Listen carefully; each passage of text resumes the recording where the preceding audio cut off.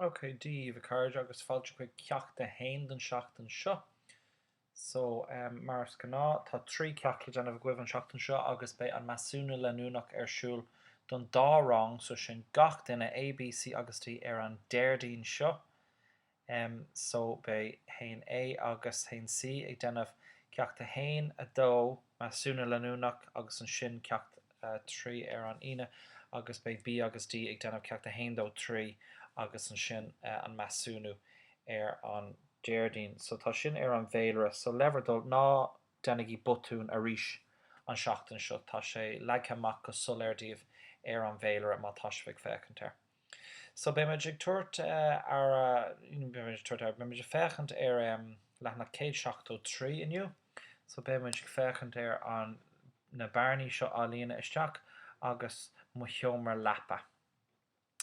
So le sin ráte is féidir linn dul isteach chuig an PowerPoint. So thosaigh mar sa cabadal seo le mein Haus und mein Zimmer. So mo cheach agus mo cheomra. So tá an teach agus na 6 tithe deanta a gin Doppelhaus und ein Familienhaus und Bungalow und so weiter und so weiter. Agus na seomraí tá sin deanta gin, so Wohnzimmer, Esszimmer, Schlafzimmer, Badezimmer und so weiter. So tá sin deanta gin an seachtain se caite. So an seachtain seo bé muid kind of ag dúra seach níos deimhne ar an teach agus na seomraí atá ann agus an áit cónaithe. So le sin ráte dus a bor béis fig denmh an lína seach na bearnaí. So cá muid dul tríd an scéil seo agus na focalatá sa bhosca. So mollam go láidir díobh gur líanann sibh seach na bearnaí I dus a bóire I do leabhar. Nu gur chuann sibh ihreacha nó rud ag an air gur scríbann sibh ar pápéir ar nó béis sibh meascí suas sa bhuiream agus béas gom loithreach nach cearna sibh an scríbhnóireacht nuair tá ag féchant ar na tuirthaí agus na rudí a rounnig sibh. So, onsar, an focail onsar burnam, jau mé mo fianna seo. Sin cúis go mé gúsáid an PowerPoint. So, an focail onsar, sin an focail or. Or.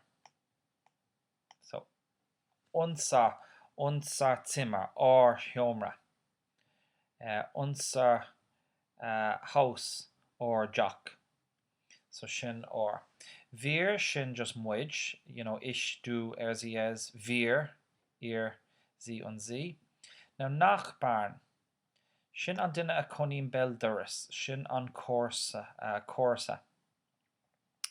So sin an córsa, C-O-M-H, ní féitlum gacrod a scríb, A-R-S-A, cór-S. Ó tá sin ar fud na háte lads níl ag scríbhéon rud eile. Dáir le féchar sin le tá si go súla duine ó níon ram bheog. Tvillinge, rinne mar an focail sin ag tús na bliana, sin an leachúpla. So ich bin Zwillinge ist leachúpla mé. Ist mein Zwillinge, ist mein Zwilling ist mo leachúpla A, sie ist meine Zwillinge ist mo leachúpla I.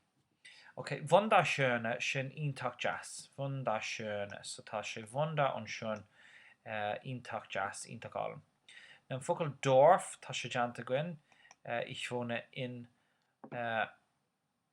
Swords. Swords ist ein Dorf. So das Dorf sin Schraadwalja. Hinten sin Tefir, nu cool. So tá a Garten hinten. Mein Garten hinten ist wunderschön. Tá a Garten cool ítach jazz. Fan sin O. Das féidir man O a scríb ó fada. Haben sin an bríthir haben, rud ag na bheith agat. Ist sin as an bríthir sein. S-E-I-N. So ich bin, du bist, sie, es man ist. So tá sé, nu sé. Ein sin ceanháin. So ein Hund ist sehr nett. Ist bíon madra jazz. Rud ag níl san a as béle níl sé a goin as Gaeilge. An Badezimmer sin seomra fulcadán. So, wir heißen Sandra und Angelika. So, ist Mujna nu Sandra agus Angelika ist einem Duen. Wir sind cared und wir wohnen in einem kleinen Rud namens Unau. So, an seo táiste caint fin cadrih, wir sind was, céirdíd, is drafóric iad, nacha? So céin focail sin a chun sios faoin beirt acu agus ag rágur drafóric iad. Und wir wohnen in einem kleinen Rudeigen namens Unau. So tá cónaí uran beag dar bhanam Unau. So tá cónaí uram Rudeigen beag dar bhanam donna beit. Nicht weit Hachenburg. Ní fada Rudeigen Hachenburg. So, saola é seo le focail eile. Ní féidirlumm busca clóbhúil a chuirseach nó. So beidir saola go raibh Unau scríofa mar donna beit agus Hachenburg scríofa mar sword. So, wir wohnen tá cónaí orm in einem kleinen Rudeigen beag dar bhanam donna beit ní fada Rudeigen sword. Im Westanwald. Westanwald, so sin just im Malja Klia, sais rud. Wir wohnen in der Schwimmbadstraße. So tá cónaí uram is shráid hala snáb. So sin just an animatá an shráid an hala snáb. Lá an stad. Rudeigen Haus ist ein Doppelhaus. So céird an sin a chun sios. Cén size house is ein Doppelhaus. So is dóilm goid de kind faoi an house of buinen low is Doppelhaus. So chach lasquitje. Wir Rudeigen einen schönen Garten. So tá Gargin Jas Vorna und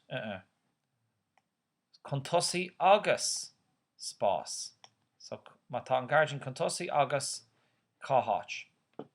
Unsere Mutter arbeitet gerne im Garten. Es macht warm über eine Gargin und das ganze Jahr durch Blumen im Garten. Agus durch ein Tried. Agus Tried an Bl1 Umlan Bien Blahana ag fás nu ag tatnaf Rudeigen no sin no brunner sin an 6 blahana. Bíon blahana Rudeigen ag fás sa Gargin. Blahana Rudeigen. So céin 6 blahana each an bhfuil siad an sin. Unser Haus sehr groß. Rudeigen archach an a war. So spás archach an a war. So cadatá asna tá bríthar an asna an sin. Es gibt eine moderne Küche. Tá Kiste nua Eimsre. Ein Esszimmer, schon wir wir. Ein großes Wohnzimmer, schon wir sie more. 2 Rudeigen, so tá ga schon wir ella an sin, so kawel schietzen. Ein WC, so sin just, you know, an Waschkabinette, sin an lechers hiestire, yeah, an lechers hiestire. It's lechers gone in kit nu Volkadon own. So just lechers awan. So tá ceann awan. 4 Schlafzimmer und Rudeigen Arbeitszimmer. So Fuchlan asked van sin Kirschis faoi an Shomra Ibre nu an Ifig. Wir müssen uns kein Schlafzimmer teilen. Níl uren Shomra Lappa a Reint teilen sin rein. Denn maar haben beide ein eigenes Zimmer. Rudeigen haben, so an ien is an nod an sin, an dera an briher. Tá dan beide is an Birchagwin. Tá an Shomra féin ag an Birchagwin. Das Haus gefällt uns, taten an Chachlin, und unsere sind sehr nett. Agus tá some Rudeigen an a jas. So tá cared an a jas. Tá lechers an a jas? No. Tá's de kind faoi an Rudeigen las muit an chach. Okay.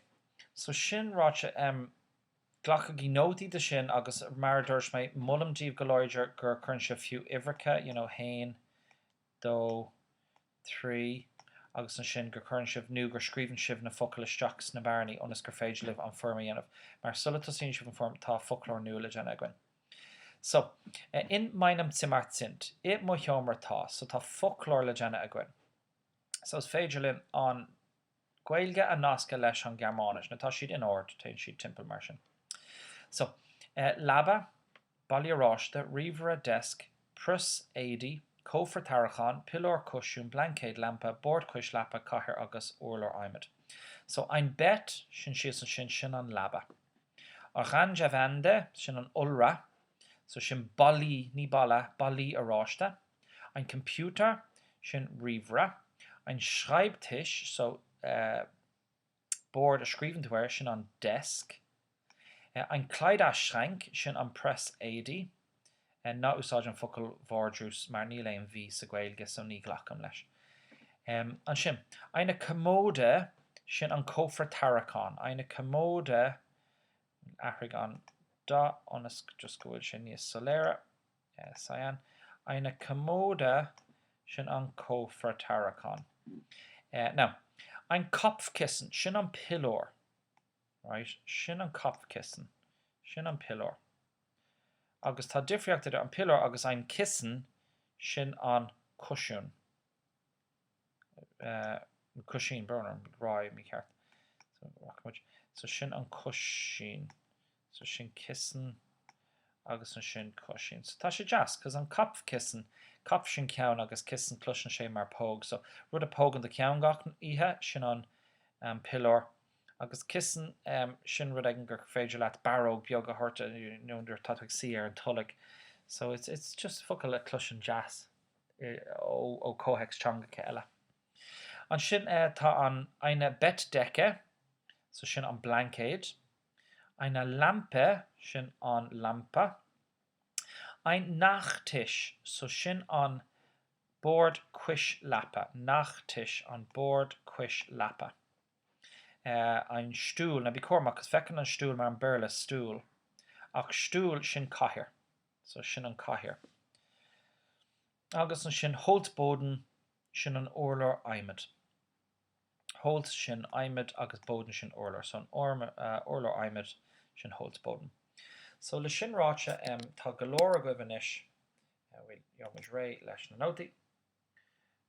Gur féidir libh dul isteach chuig an firm agus tá an léimhtis na lína bearnaí an sin, so bhíor heisan Santa an Angelica, bhíor sind Bl1 und so caithí tú an focail ceart a ranú, agus just leanan sé ará Albert ní Albert agus an sin nar srican sibh iver trídeig, just caithí tú an Gaeilge hortam do cúpla focail, so Nachttisch, cad is brí leis, mu sé prus éidi, cófar taracán cathair, pillar nu board cuis lappa. So just rounding an ceann ceart, bí ar send agus submit agus sin an ceacht